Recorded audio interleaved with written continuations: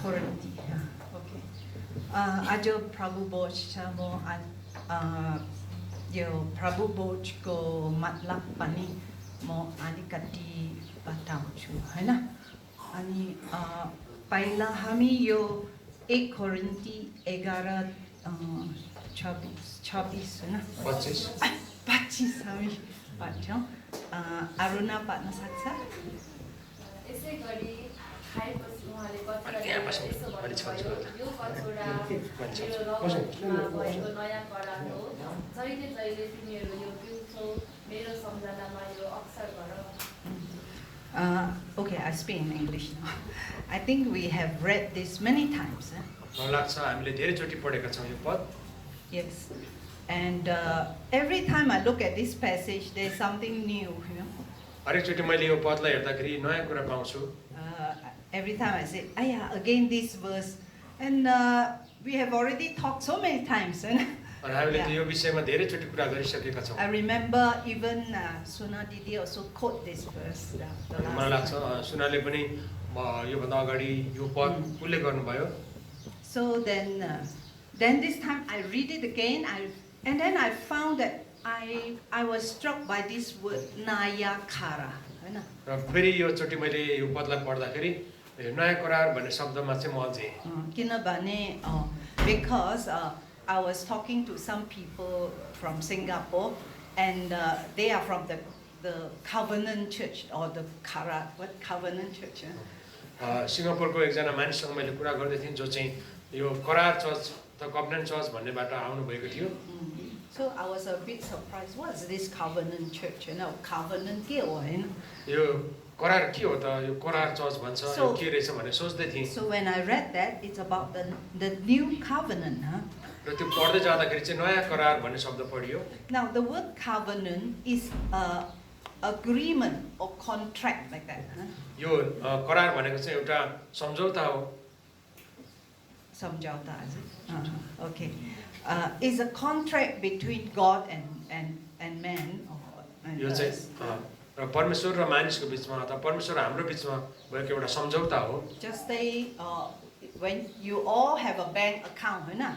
Just मानौ कि तपाईहरुसँग सबैसँग बैंक अकाउन्ट छ, बैंक खाता छ. You go to the bank, you open an account, you have to sign something, right? तपाईले बैंक खाता खोल्दाखेरि चाहिँ त्यही केही नियमहरु हुन्छ. त्यो नियमहरु चाहिँ म सहमत छु, स्वीकृत गर्छु भनेर चाहिँ तपाईले आफ्नो हस्ताक्षर गर्नुपर्छ. You put your money in the bank save for you, हैन?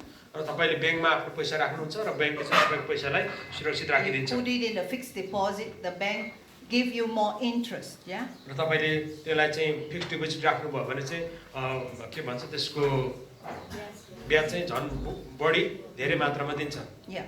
And we think that the bank just keep the money there for us, huh? अनि हामीलाई लाग्छ कि बैंकले चाहिँ हाम्रो पैसा त्यहाँ राखिरहोस्. Actually the bank use our money to invest, only then they can make money, huh? तर वास्तवमा भन्ने भने चाहिँ हाम्रो पैसा बैंकमा राखेको हुन्छ, त्यो चाहिँ बैंकले अरु ठाउँ प्रयोग गर्छ, लगानी गर्छ र त्यहाँबाट उनीहरुले ब्याज कमाएर त्यसपछि हामीलाई ब्याज दिने हो. So you promise to let them do this, huh? र त्यो बैंक खाता खोल्दाखेरि नै हामीले चाहिँ बैंकले त्यो काम गर्न सक्छ भनेर चाहिँ अनुमति दिनको लागि हामीले हस्ताक्षर गर्छौं. They also promise to give you the interest, huh? र बैंकले पनि तपाईलाई ब्याज दिने प्रतिज्ञा गरेको हुन्छ. Now this is a contract, huh? Or an agreement, huh? यो एउटा सम्झौता हो, between करार two हो. person, huh? So what is this Nayakara that God said that it's written here? It's the new covenant in my blood, होइन? र मेरो रगतमा भएको नयाँ करार भनेर लेखिएको छ. यो नयाँ करार के हो त? So God has made this new covenant when Jesus died on the cross. जब येशू क्रिस्टमा मर्नुभयो तब परमेश्वरले चाहिँ उहाँको रगतमा यो नयाँ करार बनाउनु भयो. Yeah, and it is through his blood that we are cleansed. र उहाँको रगतद्वारा हामीलाई शुद्ध बनाउनु भयो. Yeah, and we can read the next verse. हामी अर्को पद पढ्न सक्छौं. Hebrews now Pandra. Right? Okay? Suna can read for us. यसकारण उहाँ नयाँ करारका मध्यस्थ हुनुहुन्छ। यस हेतुले कि गोरावट भएकाहरूले प्रतिज्ञा गरिएको अनन्त उत्तराधिकार प्राप्त गरून्, किनकि एकजनाको मृत्युले मृत्युको गोल भइसकेको छ, जसद्वारा पहिलो करारको समयमा भएका अपराधहरूबाट उद्धार पाइन्छ। So here it says that he's the mediator of a new covenant. उहाँ चाहिँ नयाँ करारको चाहिँ के हुन्छ, के को हुनुहुन्छ भन्दाखेरि मध्यस्थ हुनुहुन्छ। Yeah, Jesus is the mediator. उहाँ चाहिँ मध्यस्थ हुनुहुन्छ। Yeah, he's like a middleman here.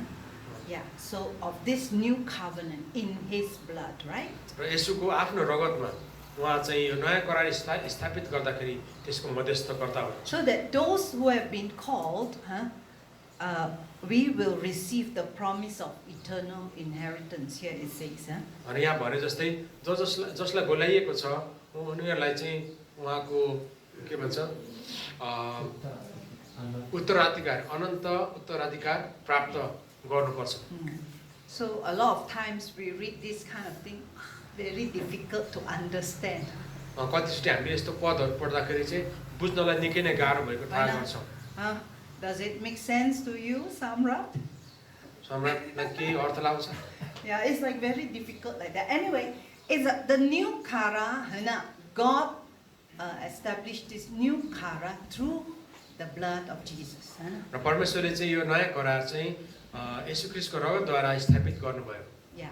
So those of us who take, like we say, we have to partake of this element later on, that represents the blood of Jesus. अनि प्रभु येशू ख्रीष्टको रगतको प्रतिनिधित्व गर्छ यो पानीले अथवा यो के भन्छ दाखरसले, त्यो चाहिँ हामी लिनुपर्छ भनेर हामी भन्छौँ। Yeah. So if we take this, there are both parties between God and us. So we are called. So we have faith in God. We obey His commandments. Then He will give us the promise of salvation and eternal inheritance. र यो नयाँ करारमा जुन प्रतिज्ञाहरू गरिएका छन् त्यसलाई हामीले विश्वास गर्छौँ, हामी स्वीकार्छौँ अनि उहाँको प्रतिज्ञामा हामी आउँछौँ। उहाँको रगत र उहाँको शरीरमा हामी सहभागी हुँदै त्यो करारमा हामी सहभागी हुन्छौँ, स्वीकार गर्छौँ भनेपछि परमेश्वरले चाहिँ हामीलाई अनन्त जीवनको Because kara is between two persons. किनकि यो करार भनेको चाहिँ दुई व्यक्तिको बिचको कुरा हो। Yeah. So nowadays there are many Christians who call themselves Christians and they only go to church.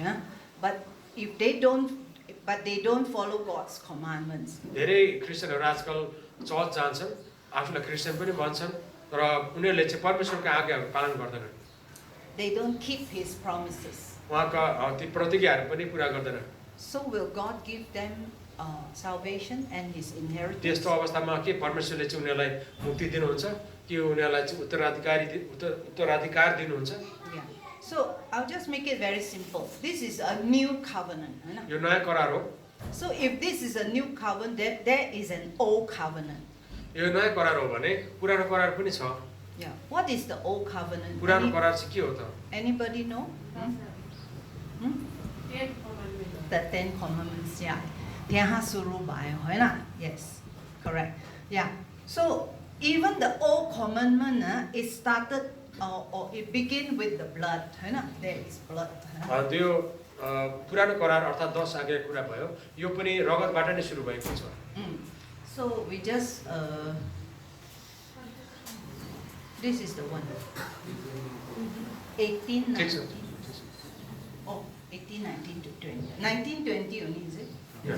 Because I asked Pastor to type for me, so a bit, yeah. So somebody can read, Suresh? Hebrew 9:19-20 जब मोसाले व्यवस्थाको हरेक आज्ञा मानिसहरूलाई सुनाइसके तब उनले बाछा र बोकाको रगत पानी रातो सबका स्याउला सहित व्यवस्थाको पुस्तकमाथि र सबै मानिसहरूमाथि सके। अनि उनले यसो भने परमेश्वरले तिनीहरूलाई आज्ञा गर्नुभएको करारको रगत हो। Well, okay. Yeah. कहिले कहीँ धेरै अप्ठ्यारो छ म यहाँ अङ्ग्रेजी हेर्ने त्यहाँ हो सबै शब्द मात्रै to me so it's a little bit disconnected कहिले कहीँ यो अनुवादको क्रममा दुईटा भाषाको मिलाएर हेर्दाखेरि कहिलेकाहीँ अप्ठ्यारो हुन्छ ओके सो यहाँ हामी पढेको होइन त्यो the blood of calves and goats right यो बाछा र बोकाहरूको रगत भन्ने पढेको छ नि and then something about cleansing our sins is it right no त्यहाँ छैन होइन anyway in the Old Testament in the just now Suna Didi भनेको the 10 commandments during that time होइन God also made a kara with the people त्यो समयमा पुरानो करारको समयमा पनि परमेश्वरले चाहिँ मानिसहरूसँग यो एउटा करार गर्नुभएको थियो and in those days they have to use the goats and calves and with the blood they sprinkle everything to cleanse they sprinkle the people they sprinkle the boat they sprinkle everything to cleanse everything र त्यो बेलाको समयमा चाहिँ व्यवस्था अनुसार उनीहरूले सबै कुरा शुद्ध गर्नको निम्ति चाहिँ के भन्छ जनावरहरूको रगत छर्किनु पर्थ्यो yeah I don't want to talk so much about that यो बारेमा धेरै कुरा त but नगरौँ during that time the people did not fulfill their promise र ती समयहरूमा चाहिँ मानिसहरूले उनीहरूका प्रतिज्ञाहरू पुरा गरेनन् they continue to sin they उनीहरूले निरन्तर obey God उनीहरूले निरन्तर रूपमा चाहिँ पाप गरे परमेश्वरको अनाज्ञाकारी भए and God is also did not care for them because they don't want to they did not fulfill their promise to God उनीहरूले चाहिँ आफूले गरेका प्रतिज्ञाहरू पुरा गरेनन् त्यसकारणले परमेश्वरले पनि तिनीहरूलाई चाहिँ छोडिदिनु भयो even God wants to be their God to lead them but they don't want to follow अनि परमेश्वरले चाहिँ उनीहरूलाई उनीहरूका परमेश्वर भएर उनीहरूलाई अगुवाई गर्न चाहनु भएको भए पनि उनीहरूले चाहिँ परमेश्वरका आज्ञाहरू र आफूले गरेका प्रतिज्ञाहरू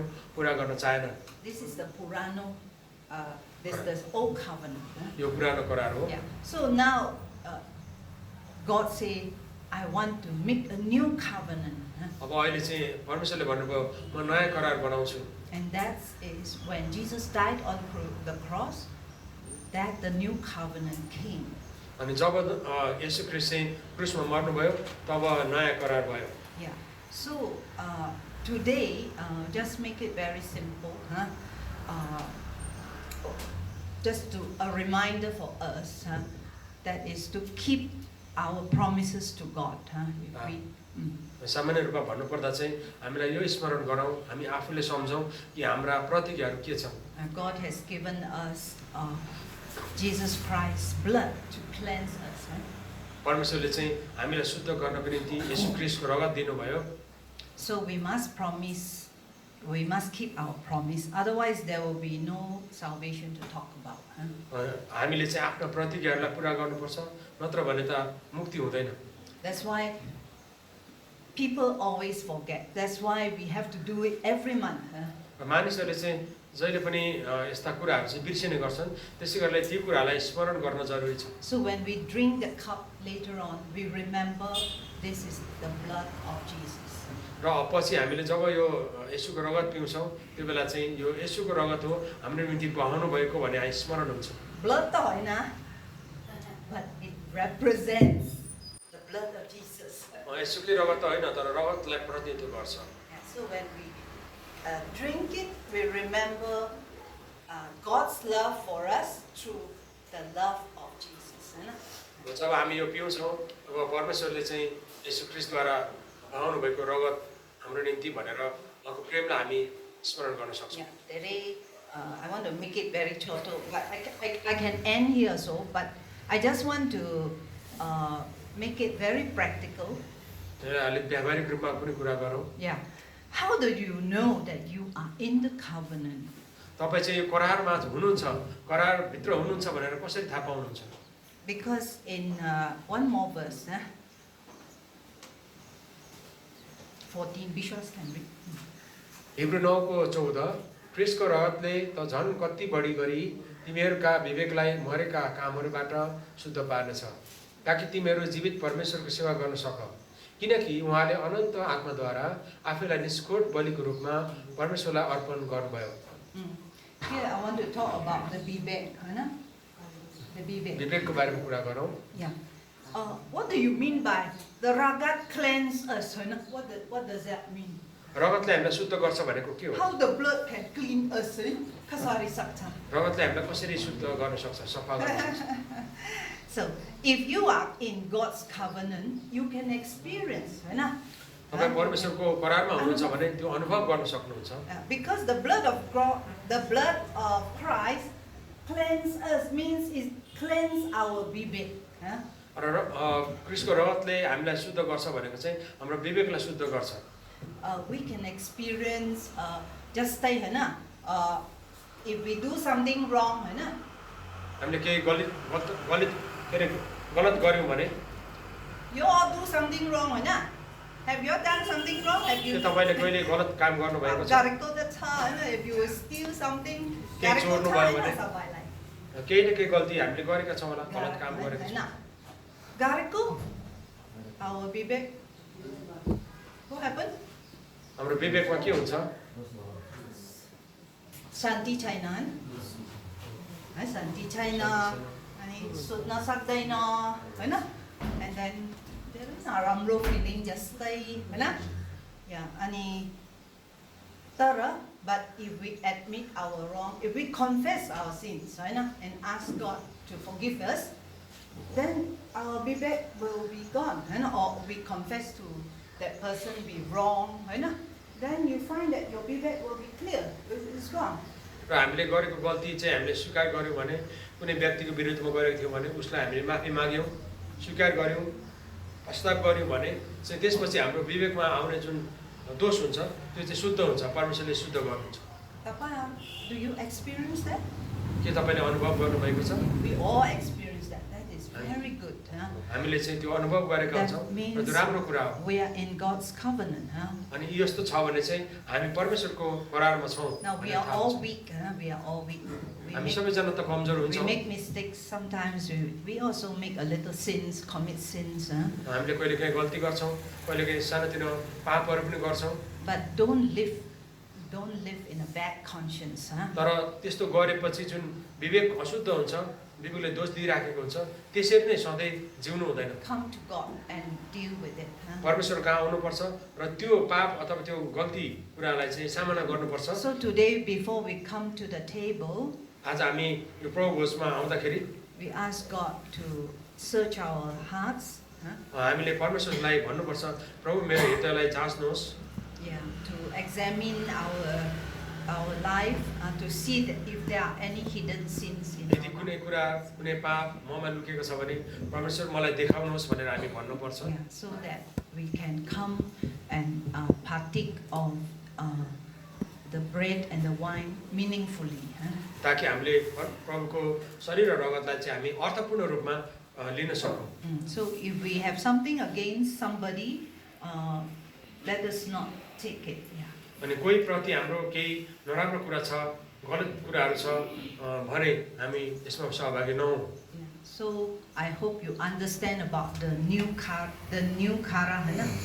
The new, not the naya kara. Naya kara के हो? यो the naya kara, है? सायद आशा छ तपाईले चाहिँ नयाँ करार के हो भनेर बुझ्नु भएको छ। Okay. धन्यवाद।